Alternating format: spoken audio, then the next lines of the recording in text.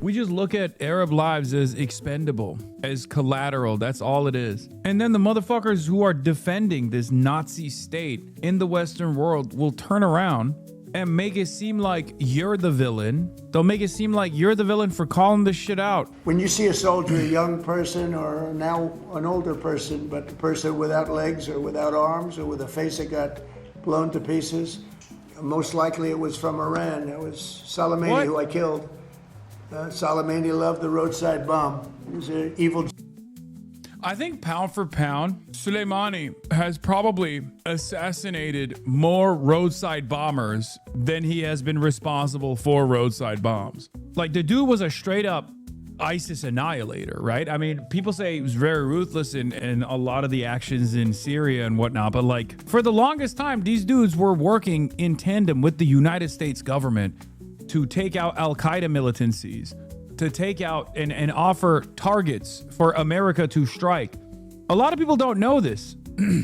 A lot of people don't realize this, but like post 9/11, Iran was like, wait, what? We're a part of the axis of evil. The guys that did this to you, we hate. Those are our number one ops in the region. And then even after they sent their condolences for 9/11, even after that, America was like, no, you guys are our villains. You guys are our enemies actually in the story. They still turned around and were like, we'll still work with you guys because at the end of the day, you're fighting Al-Qaeda. We're fighting Al-Qaeda. Genius. He was a brilliant general. Probably we wouldn't be as far advanced had I not taken him out. That was the beginning of it all. And then I ended the Obama horror show. The nuclear transaction that he made was horror. It gave him a road to the, you call it, I mean, what the deal that he did, the Iran nuclear deal, was so bad. It gave him a road to a nuclear weapon. And I will tell you, I deal with him. You cannot give Iran a nuclear weapon. This is all about a nuclear weapon. They cannot have the nuclear bomb, and they're not going to have the nuclear bomb. So we've taken out their military. We've hit about 75%. Why is he obsessed with Soleimani? Because he, regardless of how, a couple reasons. One, he's demented, and it's the last time his brain was capable of creating new memories, right? Because it was last term. Two, it is one of the most high-profile assassinations. And it came out of nowhere. It was a huge deal. It was a huge blow to the Iranian confidence. Soleimani was a very important figure for the IRGC, for the Iranian government. So it's almost as consequential as like assassinating the Ayatollah. And given the way that the Ayatollah was assassinated, this one was somewhat more, I wouldn't say it's more significant, but it was like, it came out of nowhere. You know what I mean? It was unexpected. Whereas like the Ayatollah one is, you know, this is the second perfidy attempt, you know, like it comes after, you know, October 7. When he killed Soleimani was in Iraq, and it kind of came out of nowhere. Of our targets, we stopped a little early because they wanted to have some peace. And we have a blockade that's 100% effective, and they're getting no business. And as you know, they're not doing well economically, financially. They're not doing any business because of the blockade. What? You got to stop playing defense for Iran, man. Iran's the reason my cousin got blown during his tour. Your cousin got a suck job, and you're over here complaining? What's the problem? What kind of tour did he go on? Like a musical band type situation? And then he got his penis sucked, and you're over here complaining? That's fucked up, man. We have been speaking to them, but they don't even know who's leading the country. They're in turmoil. So we thought we'd give them a little chance to get some of their turmoil resolved. But, you know, and this is my favorite argument, by the way. It's like, oh, we're giving them a heads up. Like, we're actually letting them deal with their internal strife, you know? Who believes that? Like, if you had the upper hand right now, wouldn't you be striking extra hard? I hope the fake news, people like you, I hope the fake news are going to be able to write about it accurately, because when you say, oh, they're fighting very well, they're not fighting well. They've been obliterated, Jeff, obliterated.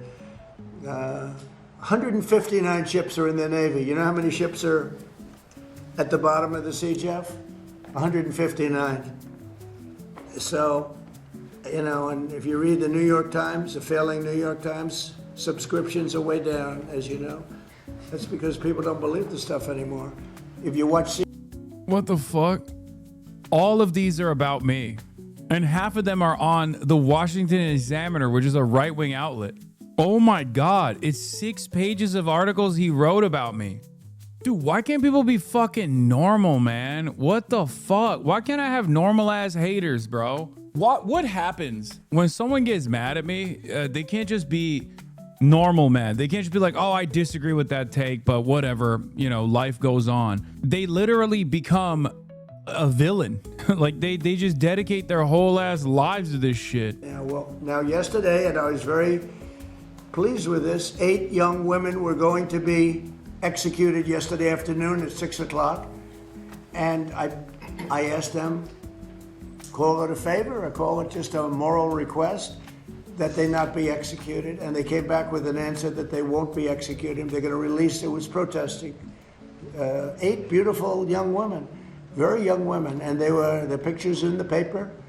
And it's been a story for a little while. And I saw that and I said, let's see if we can save them. And it was very nice what happened. So they're not going to. Will any of the journalists respond to him and say, hey, actually, we dug into the story and none of those women were slated to be executed. Many of them weren't even in jail or anything like that. Some of them were supposed to be sentenced for a shorter period, like no executions whatsoever. They're recreating the women with AI.